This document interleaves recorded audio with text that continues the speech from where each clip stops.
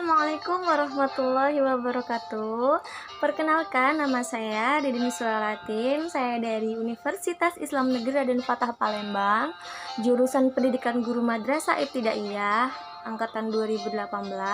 Baiklah, di sini saya akan menjelaskan materi tentang sejarah perkembangan PKN di Indonesia. Namun sebelumnya jangan lupa kalian untuk like, komen, dan share video ini agar semua orang bisa lihat video yang Didin tampilin. Oke, terima kasih untuk semuanya. Didin akhiri. Wassalamualaikum warahmatullahi wabarakatuh. Selamat menyaksikan. Di sini saya akan menjelaskan materi tentang sejarah perkembangan pendidikan kewarganegaraan di Indonesia. Nah, sebenarnya pada tahun 1957 ini mulai diperkenalkan mata pelajaran kewarganegaraan. Nah, mata pelajaran kewarganegaraan itu memuat isi pokok memperoleh kewarganegaraan dan hak dan kewajiban sebagai warga negara pada tahun itu ya. Kemudian dari sudut pengetahuan tentang warga negara diperkenalkan juga mata pelajaran tata negara dan tata hukum.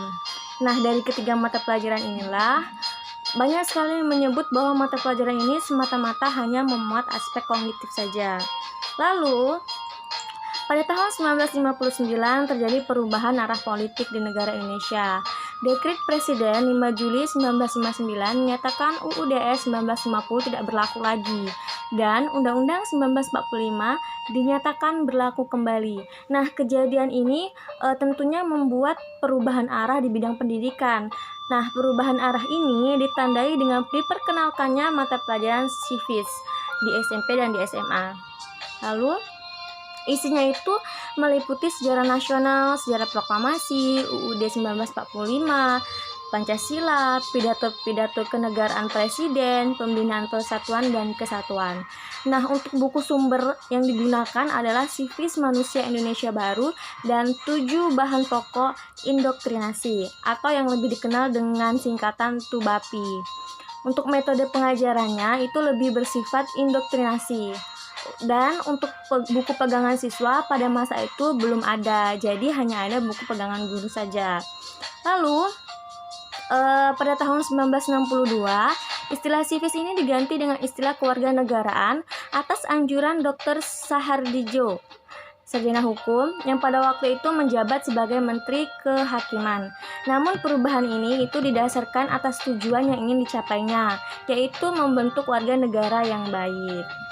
Lalu pada tahun 1965 terjadi pemberontakan G30 SPKI yang kemudian diikuti oleh pembaharuan tatanan dalam pemerintahan. Nah, pembaharuan tatanan inilah yang kemudian dibatasi oleh tonggak yang resmi dengan diserahkannya surat perintah 11 Maret 1966 dari Presiden Soekarno kepada Letnan Jenderal Soeharto.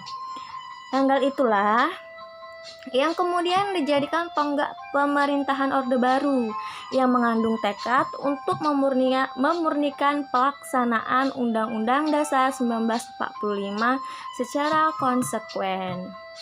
Nah, untuk perubahan sistem ketatanegaraan ini kemudian diikuti dengan kebijaksanaan dalam pendidikan tentunya, yaitu dengan keluarnya Keputusan Menteri P dan K nomor 31/1967 yang menetapkan bahwa civis isinya terdiri atas 4 aspek, yaitu yang pertama Pancasila, yang kedua Undang-Undang 1945, yang ketiga ketetapan MPRS, dan yang terakhir adalah pengetahuan tentang PBB.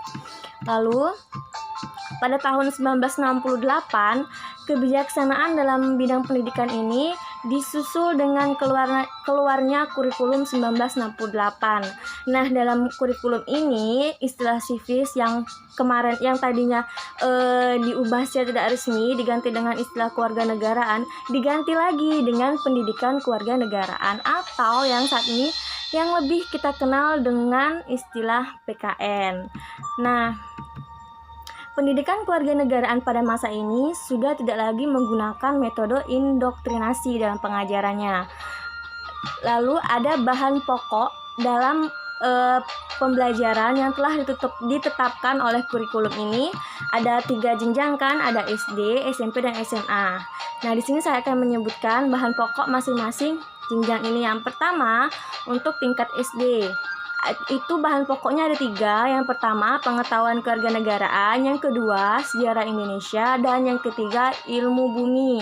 Nah, untuk tingkat SMP bahan pokoknya ada 5, yaitu sejarah kebangsaan, kejadian setelah kemerdekaan, UUD 1945, Pancasila, dan yang terakhir ketetapan MPRS. Dan yang terakhir itu adalah untuk tingkat SMA ya. Untuk tingkat SMA itu ada 8 bahan pokoknya. Yang pertama itu 1, hak dan kewajiban warga negara. Yang kedua, hubungan luar negeri atau pengetahuan internasional. Yang ketiga, persatuan dan kesatuan bangsa. Yang keempat, pemerintahan demokrasi Indonesia. Yang kelima, keadilan negara bagi seluruh rakyat Indonesia. Yang keenam, pembangunan negara ekonomi. Yang ketujuh, pendidikan kependudukan. Dan yang terakhir, keamanan dan ketertiban masyarakat.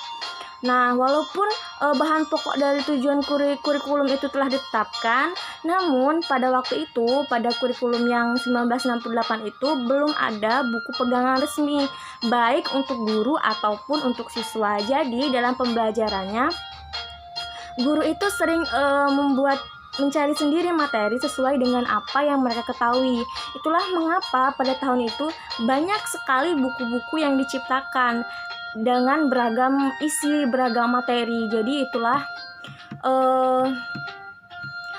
penjelasan dari sejarah pendidikan kewarganegaraan. Nah, lalu untuk ruang lingkup pendidikan kewarganegaraan itu sesuai dengan BSNP atau Badan Standar Nasional Pendidikan, yaitu memiliki 8 ruang lingkup mata pelajaran, yaitu yang pertama persatuan dan kesatuan bangsa, yang kedua norma hukum dan peraturan, yang ketiga hak asasi manusia, yang keempat kebutuhan warga negara, dan kelima konstitusi negara, yang keenam kekuasaan politik, ketujuh Pancasila, dan yang terakhir adalah globalisasi. Baiklah, mungkin itu saja yang bisa saya jelaskan. Jika ada salah kata saya mohon maaf, kepada Allah saya mohon ampun. Saya akhiri, wassalamualaikum warahmatullahi wabarakatuh.